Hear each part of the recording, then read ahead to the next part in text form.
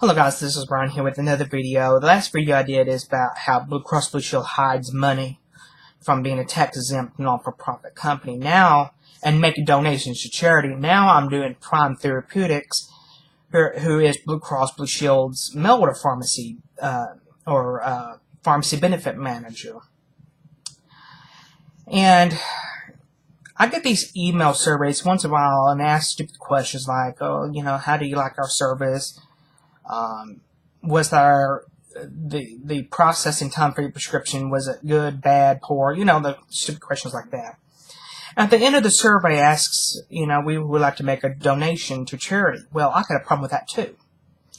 Prime Therapeutics, which is Prime Mail, which is now kind of getting merged with Walgreens now, but Prime Mail is Blue Cross's pharmacy benefit for 12 Blue Cross plans. Or 13 in 13 different states. And that company is a non-for-profit tax-exempt company too. Because they're owned by Blue Cross, because they're a tax-exempt non-for-profit company. They're owned by Blue Cross Blue Shield of Alabama, Kansas, Minnesota, Nebraska, North Carolina, North Dakota, Rhode Island, Wyoming, and then the Healthcare Service Corporation Blues, Illinois, Texas, Oklahoma, New Mexico, and Montana. Now, very inappropriate of them to donate money to charity. Well, you may ask why. Well, the money that they get, you pay a premium to your health insurance company, so they get that money that way. Another way they get money is when you fill a prescription at the mail order pharmacy and the retail pharmacy, because you have to pay a copay. Well, if the case being, if they have money doled out to charity, how is it right for them to charge you a copay? Or how can they dole out money to charity and make the claim that they won't cover a particular drug because it's too expensive or the formulary has changed, whatever the case may be? How can they make that justification? That's a good question. So, if they're charging a copay, like for instance $50 for a copay on a brand name prescription, for example, but yet they got money to dole out to charity, which no one knows how much it is, really. How can that copay be justified? Is that copay set high? Artificially high? Maybe. Because if they have extra cash on hand to donate to charity, where do they make up a artificial number to charge people for copays? That is a good question. You got to follow the money.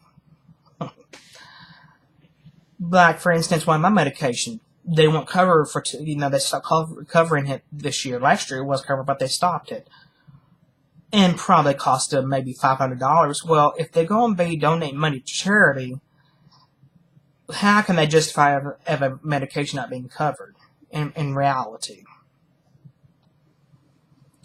And Prime Mail is only owned by these Blue Crosses. They don't accept any competitors. So they're becoming a monopoly, really. In layman's terms, they are a monopoly. Now, they are effective August the 18th, I think, which is this Friday or next Monday. Oh, let me see when it is. So I got a letter. Yeah, Friday, August the 18th, effective that day, is when Prime Mail and Walgreens Mail have merged together or partnered with each other. Now, I find that very ironic because here in Texas, for this calendar year, 2017, CVS dropped out of Blue Cross's network. So CVS is out of network this year.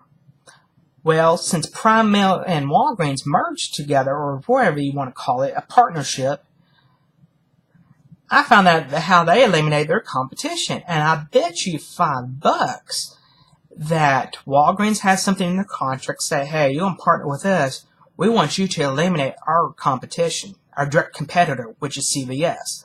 And I bet you $5 as well as CVS has something, and they probably thought, well, if any of our money is flowing to Walgreens, which is our direct competitor, we don't have nothing to do with that either.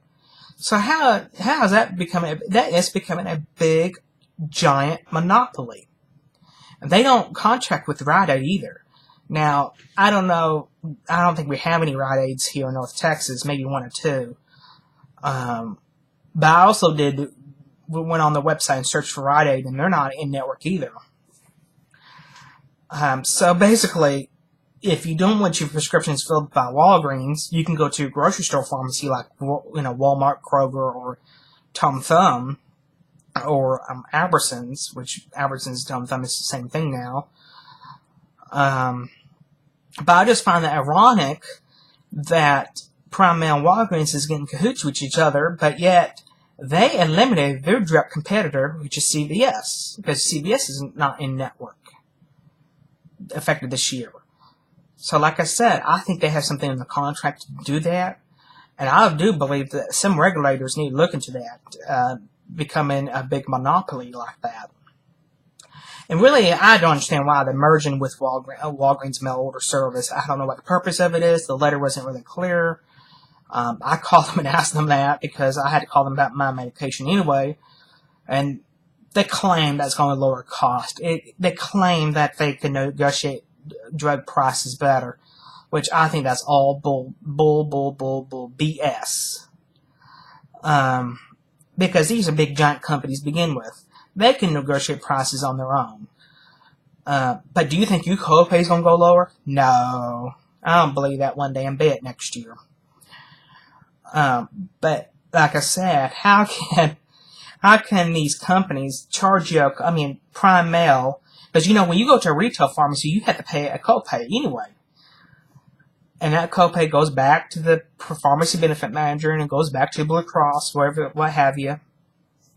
How can they sit there and charge you a copay and justify the cost of the copay, but yet they got money to donate to charity?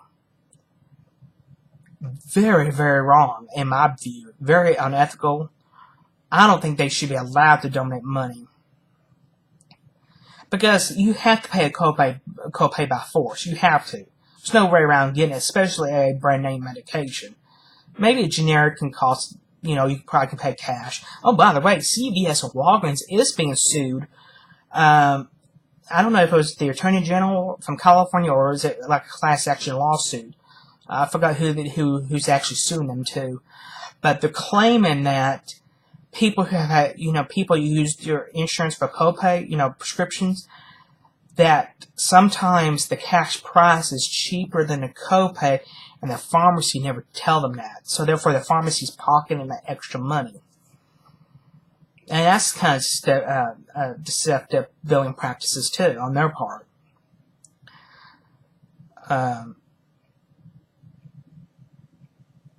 But it's all about money. It's all these number games. But like I said, I think it's very inappropriate and unethical for a health insurance company and its pharmacy benefit manager to donate money to charity, because that money's coming from your pocket that you're forced to pay a copay for. So how they can justify that copay if they're going to be donating money? Because they're non-for-profit tax exempt.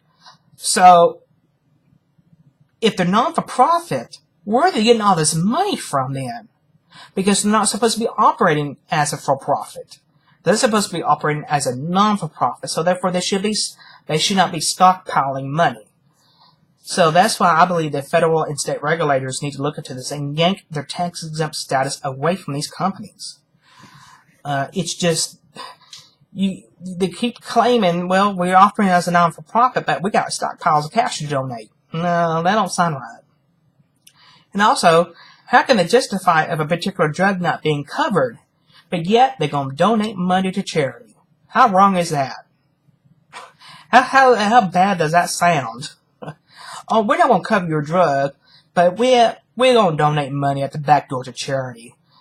And I think like one of the charities is like Habitat for Humanity, the American Heart Association, which they don't do squat for no one.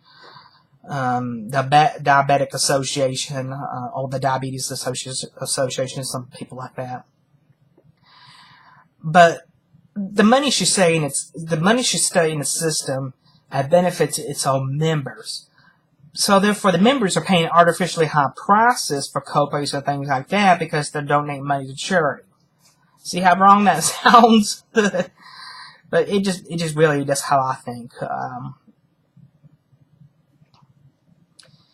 And Walgreens and Prime is getting cahoots, and that is just becoming a big old monopoly. Like I said, these federal regulators and state regulators, they need to look into this big time and break it all up. Take the statuses away. Take their tax-exempt non-for-profit status away from them. Expose them how they really operate. That is just my 2 cents. But just think about that. You go to the pharmacy, and you have to pay a big copay at the pharmacy. Like, for instance, $50, $100, what have you. But yet, they're donating money to charity. And I bet you didn't know that when you made that copay.